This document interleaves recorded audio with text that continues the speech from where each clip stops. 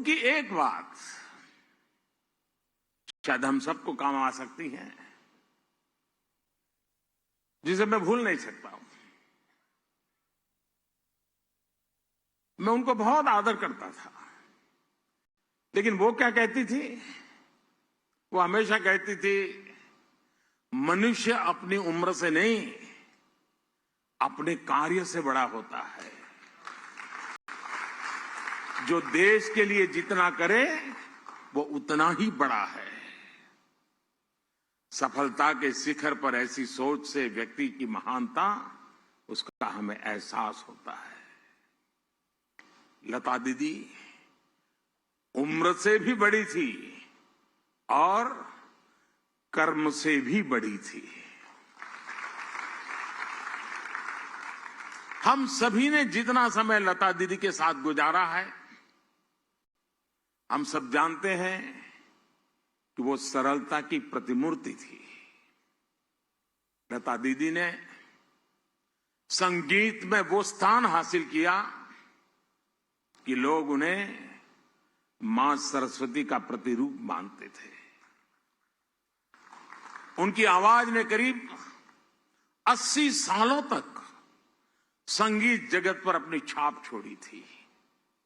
Gramophone से शुरू करें तो ग्रामोफोन से कैसेट, फिर सीडी, फिर डीवीडी, फिर पेन ड्राइव, ऑनलाइन म्यूजिक और एप्स तक संगीत और दुनिया की कितनी बड़ी यात्रा लता जी के साथ साथ तय हुई है।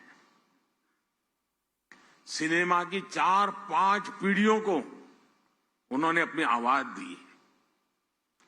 भारत रत्न जैसा सर्वोच्च सम्मान उन्हें देश ने दिया और देश गौरवान्वित हुआ। पूरा विश्व उन्हें सुर सम्राज्ञी मानता था, लेकिन वो खुद को सुरों की साम्राज्ञी नहीं, बल्कि साधिका मानती थी। और ये हमने कितने ही लोगों से सुना है कि वो जब भी किसी गाने की रिकॉर्डिंग के लिए जाती थी तो चप्पलें बाहर उतार देती थी। संगीत की साधना और ईश्वर की साधना उनके लिए एक ही था। साथियों, आदि शंकर के अद्वैत के सिद्धांत को हम लोग सुनने समझने की कोशिश करें तो कभी कभी उलझन में भी पड़ जाते हैं। लेकिन मैं जब आदि शंकर के अद्वैत के सिद्धांत की तरफ सोचने की कोशिश करता हूं तो अगर उसको सरल शब्दों में मुझे कहना है, उस अद्वैत के सिद्धांत को, ईश्वर का उच्चारण भी स्वर के बिना अधूरा है।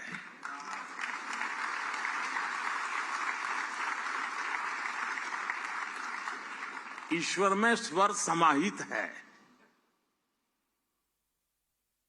जहां स्वर है वहीं पूर्णता है। संगीत हमारे हृदय पर, हमारे अंतर्मन पर असर डालता है। अगर उसका उद्गम लता जी जैसा पवित्र हो तो वो पवित्रता और भाव भी उस संगीत में घुल जाते हैं। उनके व्यक्तित्व का एक हिस्सा हम सब के लिए और खासकर युवा पीढ़ी के लिए एक प्रेरणा है। साथियों, लता जी की सशरीर यात्रा एक ऐसे समय में पूरी हुई जब हमारा देश अपनी आजादी का अमृत महोत्सव मना रहा है।